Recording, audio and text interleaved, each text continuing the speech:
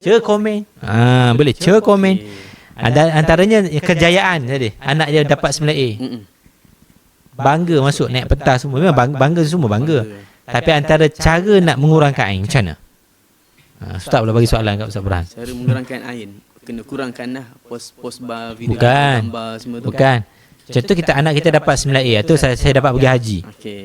Cara nak kurangkan ain ataupun saya beli rumah baru. Kita buat kenduri lah. Buat kenduri. Bagi orang rasa rumah kita tu, bagi orang rasa nikmat yang kita dapat, kegembiraan kongsi. Perlu dikongsi kenikmatan kita. Baru Allah ziyadah. Nabi SAW mengajar kita supaya mendoakan keberkatan. Nak sebut apa? Allahumma barik lahu. Ya Allah berkatilah dia. Kita nampak comelnya contoh. Cantiknya hidung Syafiq tu.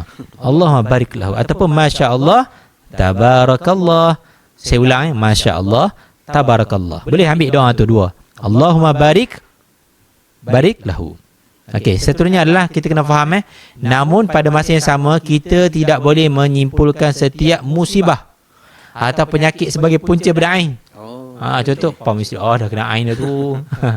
Gua boleh lah tapi benda tidak ada, tak susah nak nampak benda tu. Tak boleh nak ada satu petunjuk di tu ain. Kita tak boleh. Sebab perawat ni senang je, ni ain kena ain ni. Tapi dia ada tanda Itu memerlukan penelitian penelitian dan tidak boleh dipastikan hanya berdasarkan dengan sangkaan.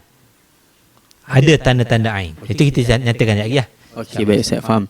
Selain daripada bismillah, masya-Allah ataupun masya-Allah tabarakallah, ada tak cara untuk mengelakkan anak-anak ni terkena ain? Kadang-kadang baby kan orang tengok kena ain. Macam mana nak elakkan, Ustaz? Okey. Ada beberapa cara lah. Ada cara tradisional, cara orang lama dan cara orang yang baru. Setiap kaum ni dia ada cara dia sendiri. Cara orang Melayu dia pakai pending. Pending. Ke tali pinggang tu kan. Rasulullah SAW sendiri meruqyah cucunya Sayyidina Hasan dan Sayyidina Husain. Okey. Sayyidina Hasan dan Sayyidina Husain radhiyallahu anhum, bagaimana baginda membaca doa. Doanya dengan baik-baik. Siapa nak catat insya-Allah. Nanti Nur tulis balik doa ni insya-Allah. U'izu kama. Okey, sama-sama ikut. U'izukuma, minta maaf. U'izukuma. Ustaz Barang ikut sama-sama. U'izukuma bikalimatillah. Hitam. Sekali lagi. U'izukuma bikalimatillah hitam.